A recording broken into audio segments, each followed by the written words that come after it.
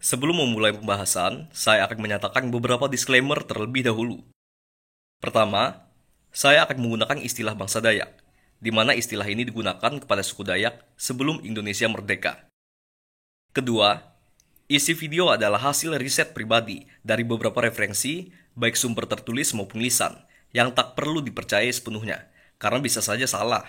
Dan ini adalah hasil pemikiran pribadi untuk membuka sebuah forum diskusi.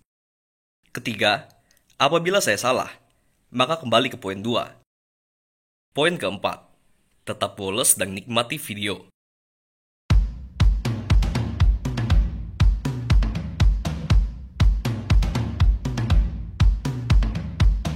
Kita semua tahu bahwa bangsa Dayak sangat terkenal dengan tradisi kayau, yaitu berburu kepala pada ratusan tahun yang lalu. Praktek kayau mulanya lebih kepada keperluan ritual dan pertahanan diri, yang bisa kita ambil filosofinya sebagai hukum sebab akibat, dan cukup sampai sebatas itu saja. Digaris bawahi, pertahanan diri.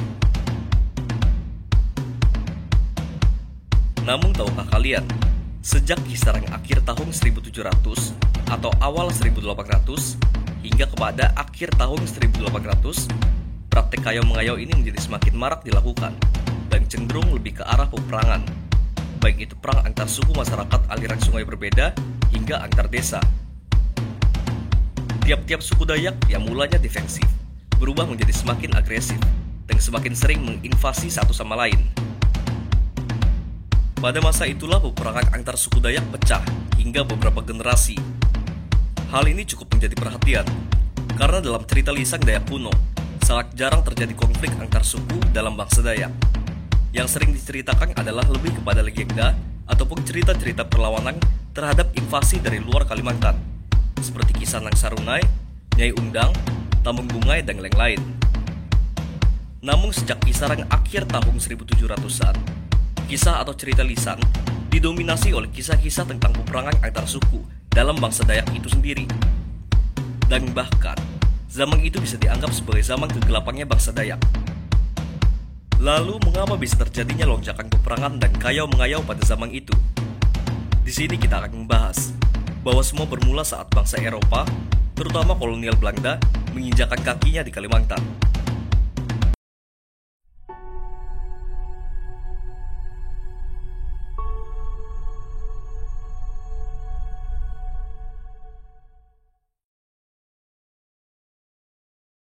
Kedatangan bangsa Eropa di Kalimantan dimulai oleh orang-orang Italia pada abad ke-14.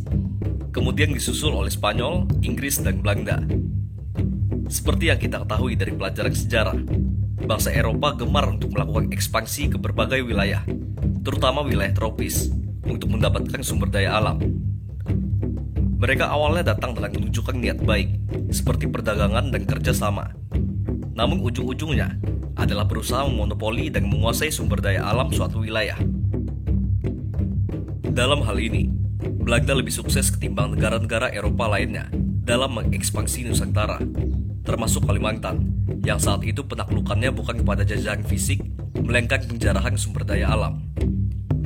Belanda sukses melakukan ekspansi dengan sebuah strategi yang disebut divide et impera, yaitu politik pecah belah atau politik adu domba. Istilah divide et impera berasal dari bahasa Spanyol yang artinya belah dan kuasai. Istilah ini merujuk kepada sebuah strategi perang yang mengkombinasikan strategi politik, ekonomi, dan sosial untuk menguasai sebuah wilayah atau kelompok. Strategi ini dipopulerkan oleh Julius Caesar dalam upayanya memperluas kekaisaran Romawi dengan cara memecah belah kelompok lawan yang besar agar menjadi kelompok-kelompok kecil yang lebih mudah ditaklukkan. Dan pecah belah itu juga berlaku untuk mencegah kelompok-kelompok kecil bersatu menjadi sebuah kelompok yang lebih besar. Strategi perang ini kemudian diterapkan oleh bangsa-bangsa kolonialis mulai dari abad ke-15, seperti Spanyol, Portugis, Inggris, Prancis, dan juga Belanda. Kemungkinan divide et impera ini pernah dilakukan oleh pihak Belanda kepada bangsa Dayak di Kalimantan. Dari setiap referensi dan sumber yang saya dapatkan, baik lisan maupun tertulis, semuanya saling berhubungan dan mengarah pada sebuah kesimpulan bahwa pernah adanya campur tangan pihak luar yang menyebabkan lonjakan drastis dalam pertikaian antar suku sesama bangsa Dayak. Memang sejarah bangsa Dayak pada zaman itu masih samar-samar dan tidak adanya bukti-bukti kuat. Namun apabila melihat sejarah suku dan bangsa-bangsa pribumi Kalimantan selain bangsa Dayak yang juga ada di zaman itu, kita bisa melihat bagaimana Belanda menerapkan politik adu dombanya. Dan dari hal itu, muncullah dugaan kuat bahwa Belanda pun turut terlibat sebagai otak dari pertikaian antara suku-suku Dayak yang semakin marak terjadi. Mungkin saya tidak bisa menjelaskan secara detail apa, mengapa, dan bagaimana saya bisa mengambil kesimpulan tersebut, karena akan memakan durasi yang lebih lama lagi untuk menjelaskannya dan membuat kepala saya semakin pusing karena harus mengedit.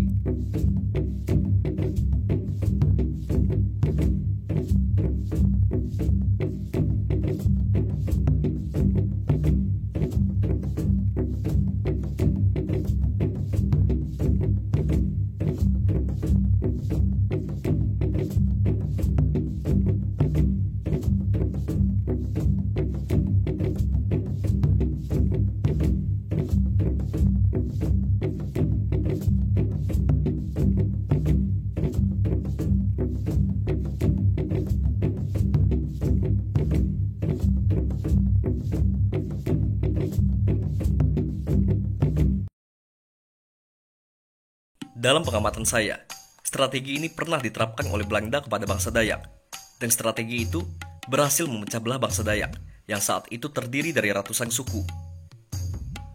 Strategi ini dioperasikan dengan cara mempertentangkan identitas setiap kelompok, yaitu dengan cara mengeksploitasi dan memperjelas perbedaan-perbedaan dari setiap suku-suku, sehingga kelompok-kelompok suku itu membedakan dirinya satu sama lain. Eksploitasi perbedaan identitas ini dilakukan dengan cara mempertentangkan nilai yang ada dalam suatu suku Dayak dengan suku Dayak lainnya, sehingga masing-masing suku dalam bangsa Dayak secara tidak langsung diadu satu sama lain. Pihak Belanda cukup menyalakan api karena minyaknya sudah siap. Saat tiap-tiap suku Dayak semakin sentimen terhadap satu sama lain, pihak Belanda hanya tinggal membuat isu-isu sensitif, dan alhasil terjadilah perang berkepanjangan antar suku, antar wilayah. Awalnya Divide et Impera ini adalah sebuah strategi perang, namun bangsa-bangsa kolonialis mengembangkannya hingga menjadi strategi politik. Politik adu domba ini dilakukan pihak Belanda karena mereka kesulitan untuk menguasai wilayah pedalaman Kalimantan yang dihuni oleh orang-orang Dayak. Setiap ekspedisi yang dilakukan oleh pasukan Belanda ke pedalaman hutan Kalimantan selalu digagalkan oleh orang-orang Dayak dengan lenyapnya pasukan-pasukan tersebut. Sumpit beracun menjadi senjata yang paling efektif digunakan oleh suku Dayak dalam melenyapkan pasukan-pasukan Belanda saat berada dalam hutan. Saat peluru sumpit mengenai target, hanya perlu hitungan detik atau bahkan paling lama hitungan menit bagi seseorang untuk tewas terkena racun yang sangat mematikan. Ini sangat efektif dalam serangan jarak jauh, selain penyergapan menggunakan mangdao dalam pertarungan jarak dekat.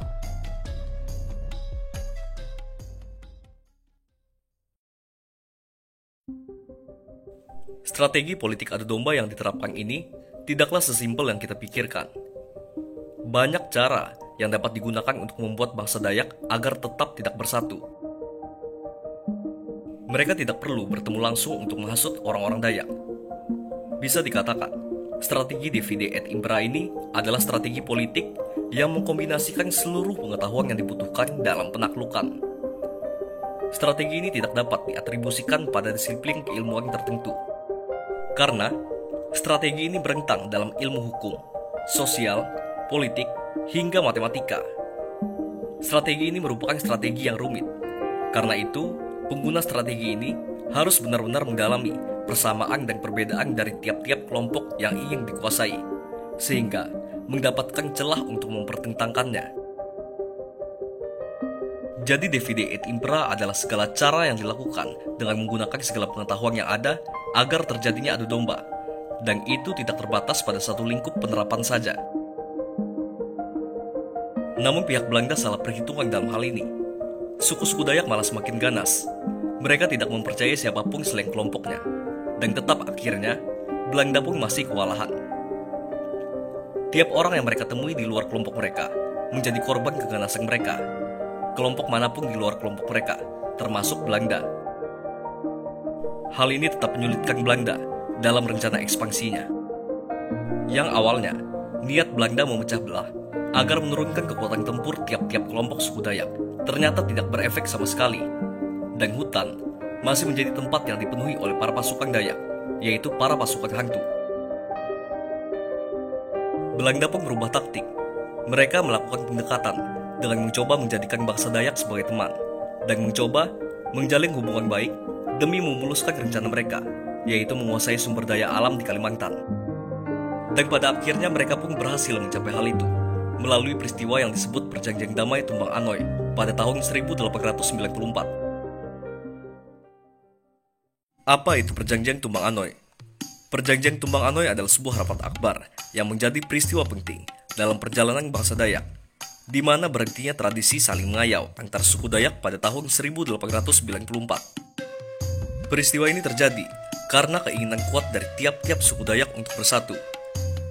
Bangsa Dayak sudah sangat menderita karena peperangan-peperangan tersebut, dan muncullah inisiatif untuk perdamaian seluruh suku Dayak yang ada di Pulau Kalimantan, yang difasilitasi oleh tokoh Dayak, yaitu Damang Batu, untuk menggelar rapat akbar tersebut di desa Tumbang Anoy.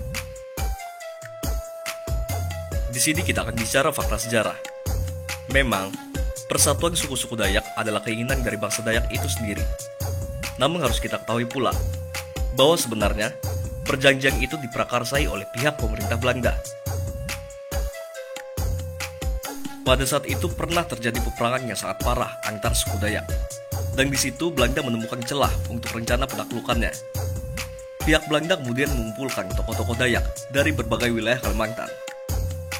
Dengan menggunakan modus keprihatinan terhadap perang antar suku saat itu, Belanda pun kemudian mengusulkan ide untuk sebuah perdamaian dan persatuan.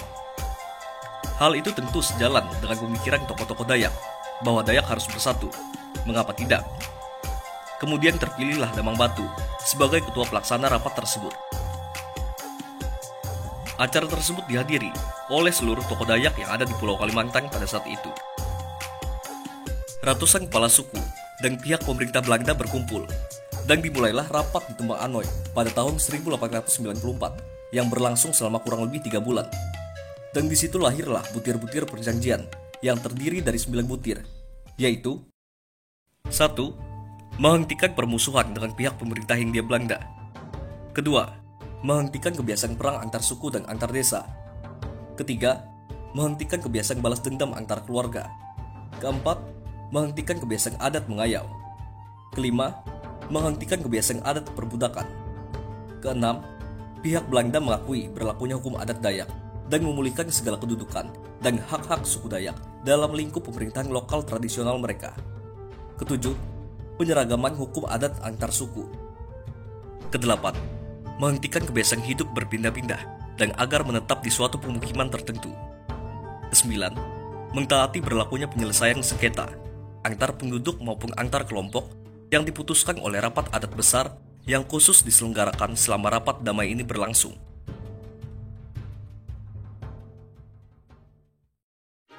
Di sini kita bisa melihat bahwa poin 1 dan 4 jelas sekali terlihat kepentingan pihak pemerintah Belanda di situ.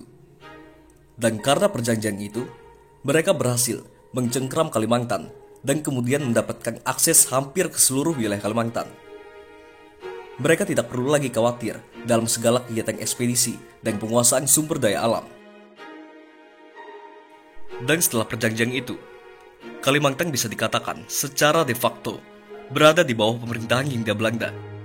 Kita harus akui itu. Karena itulah kenyataan sejarah. Saya setuju dengan pernyataan orang-orang tua bahwa orang Dayak tidak pernah dijajah. Yang dimaksud adalah tidak pernah bisa dijajah melalui invasi atau perang. Namun, kenyataan pahitnya adalah bangsa Dayak berhasil dijajah melalui politik dan sumber daya alamnya sukses dijarah. Bagi bangsa Dayak sendiri, memang perjanjian Tumbang Anoy terselip kepentingan pihak Belanda. Namun setidaknya, karena perjanjian itu pula lah terjadinya persatuan bangsa Dayak yang sejak dahulu terdiri dalam kelompok-kelompok kecil. Inilah fakta sejarah. Harus kita akui bahwa dalam perjanjian Tumbang Anoy terdapat kisah pahit dan manis. Dan sekarang adalah bagaimana kita belajar dari sejarah dan memandang perjanjian Tumbang Anoy sebagai sebuah titik awal sebuah tangisan dan harapan. Dan buah dari persatuan suku Dayak sekarang bisa kita nikmati, yaitu Dayak yang kokoh, bersatu, belajar dari masa lalu, dan berjuang agar tidak lagi mengalami masa-masa pahit seperti dahulu. Inilah zaman kegelapan yang pernah dilewati suku Dayak, dan masa kelam itu jadi sebuah pembelajaran yang menciptakan salah satu fondasi kokoh dari sebuah negara yang menyatukan suku Dayak dengan suku-suku lainnya menjadi rakyat yang lebih kuat, yaitu bangsa Indonesia.